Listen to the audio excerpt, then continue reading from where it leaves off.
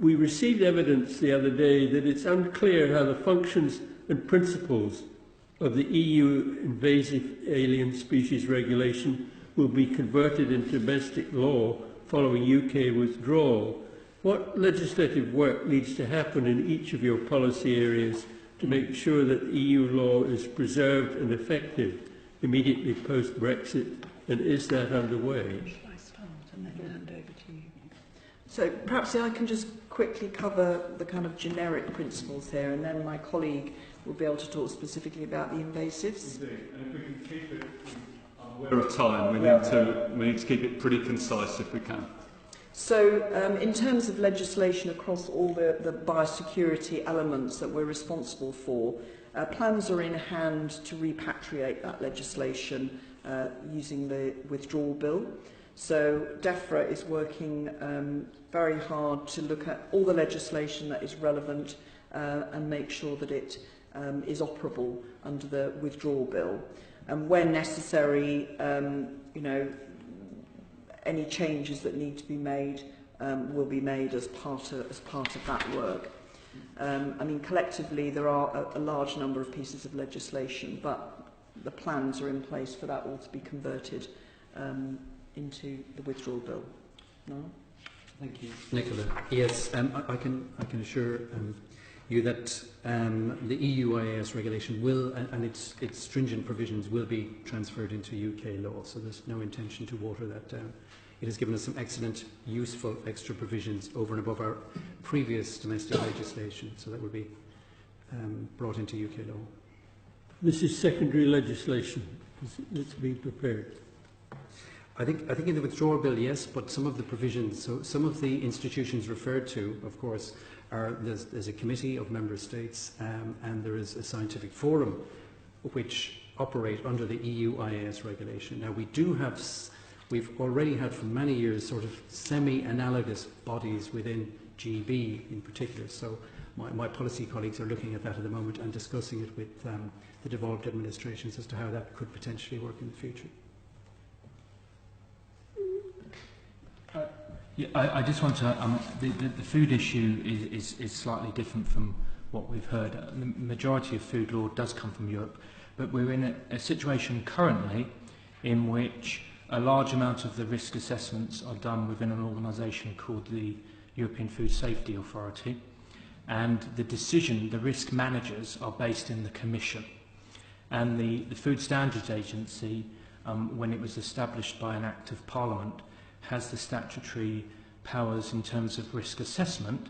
It doesn't have the statutory powers in terms of risk management, and there's extensive consultation going on with colleagues in DEFRA and DHSC currently about ensuring that that risk management function happens somewhere. The risk management function ranges from quite technical issues in terms of what residue levels of cadmium one might permit in shellfish, to perhaps much more politically controversial issues, such as whether we should have food from gene editing or nanotechnology and those types of things. So the risk management function does actually require sorting out. That's very useful. Thank you for bringing that to our attention. I'd just like to carry on from what Professor Poppy was saying about the risk management element that we may be losing once we leave the EU.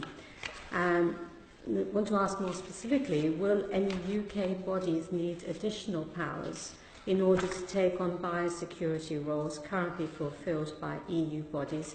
You mentioned EFSA, but would you also, within your answer, include the oversight and enforcement mechanisms that are currently carried out by the Commission and the Court of Justice of the European Union also? I'll start with. So many of the activities we undertake already, because we import directly from third countries as well as free movement of goods around the EU. One activity that we don't currently undertake, it's an EU competence, is the auditing of our control systems and indeed those of the third countries that we trade with. So that to give independent reassurance that we have the right control systems in place that are required and there's currently that's under consideration as to how we will undertake that, to give us the degree of independence that we want, to give surety. So how we will undertake that as a third country?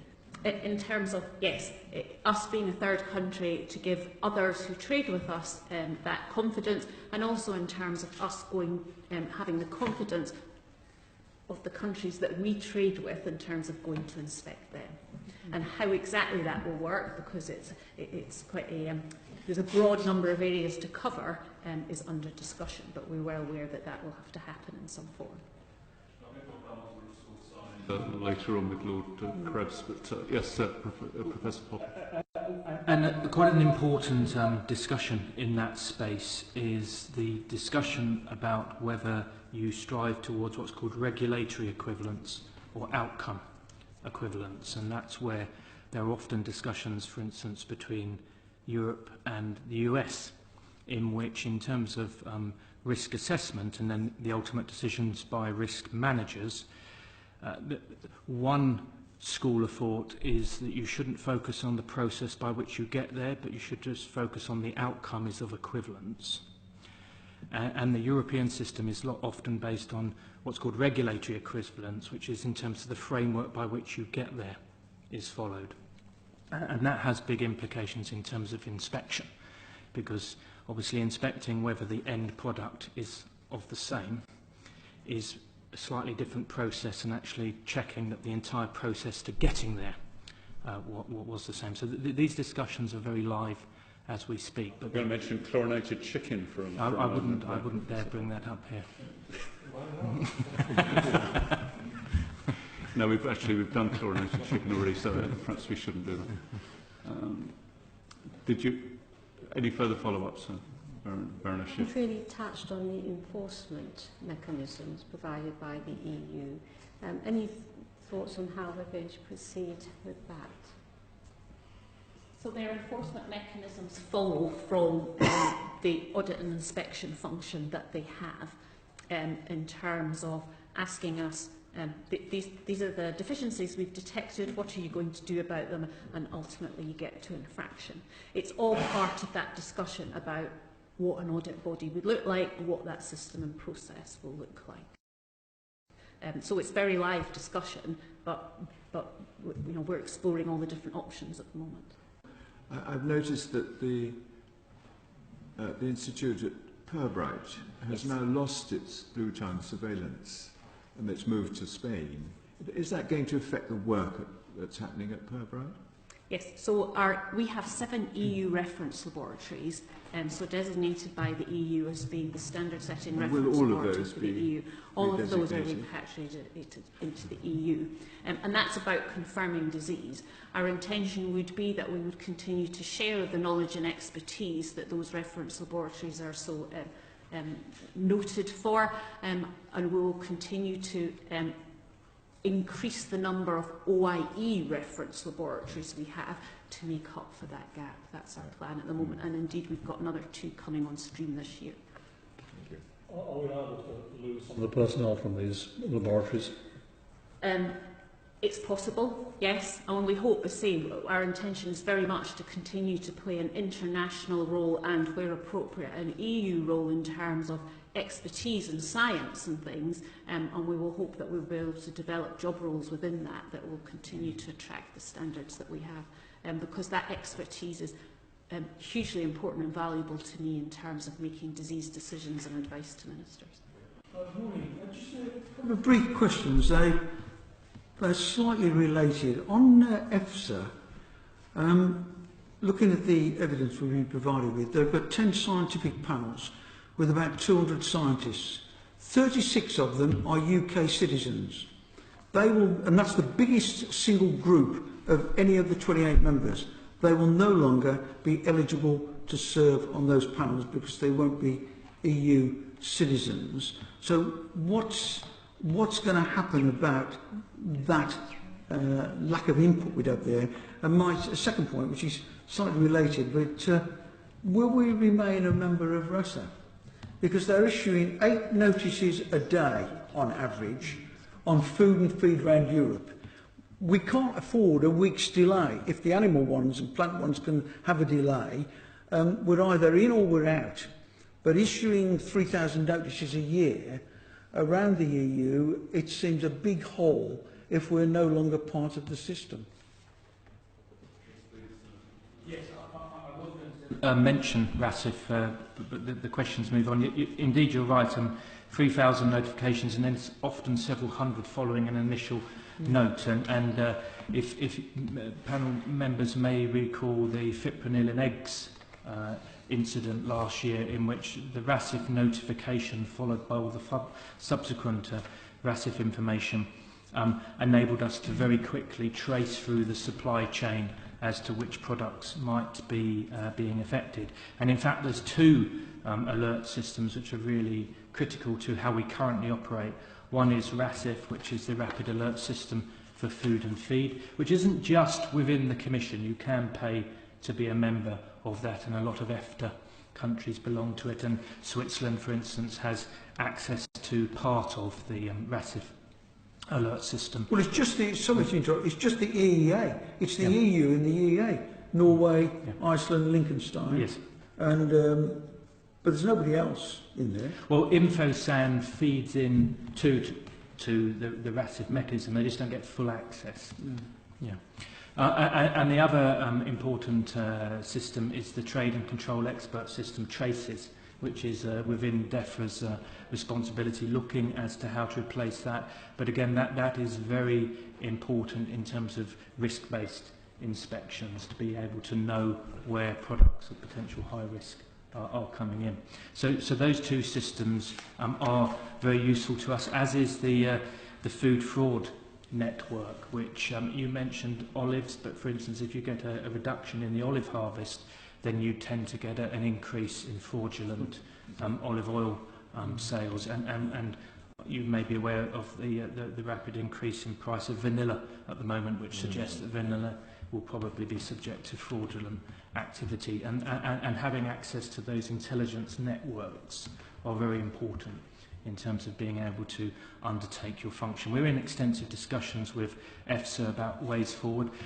Sadly, you mentioned the UK citizens being the principal people in those panels, but I've looked at the notification from EFSA about new panel members who will be sitting between 2018 and 2021, and the UK has gone from the top country to the 5th country in that future panel representation.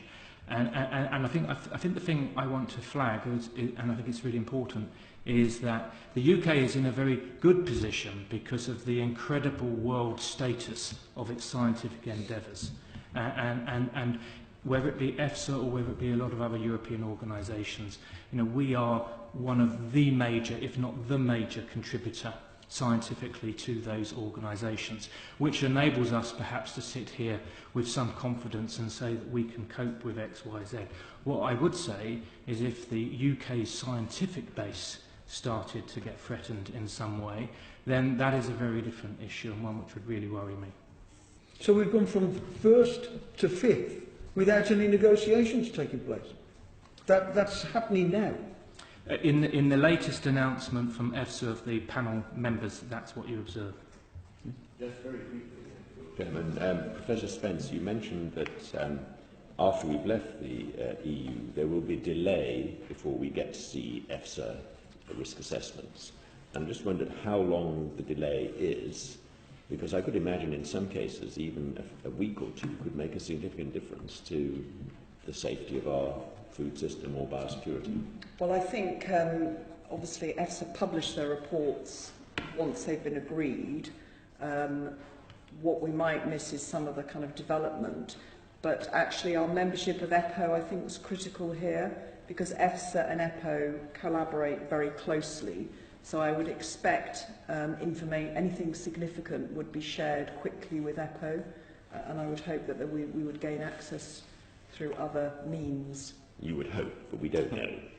That's true. My question arises out of the Food Standard Agency's report on the preparations for Brexit.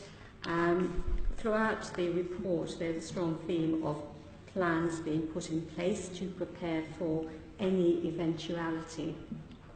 On the last page under key risks, it talks, however, about early decisions having to be taken to make proper plans so that they can discharge the function that they've been asked to discharge.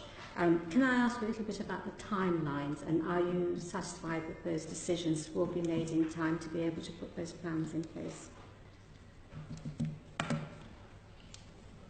So, as I said, one of the critical issues to do with the Food Standards Agency is the issue of the repatriation of risk management decision making.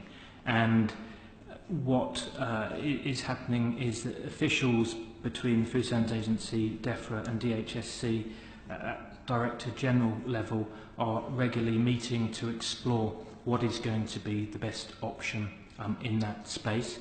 And there's a position being developed which hasn't been finalised, so it's not possible to say what it is at this moment in time. But so that from day one, we will have a system in place in which risk management decisions are being made, which then will evolve towards the steady state after a period of time. But the day one issue is being planned as we speak. But the officials tell me that they're hoping in the next month or two to have that finalised, so that we know that the risk management decisions from the Commission, when they come back in the withdrawal bill, there is a part of government that have the authority to make those decisions.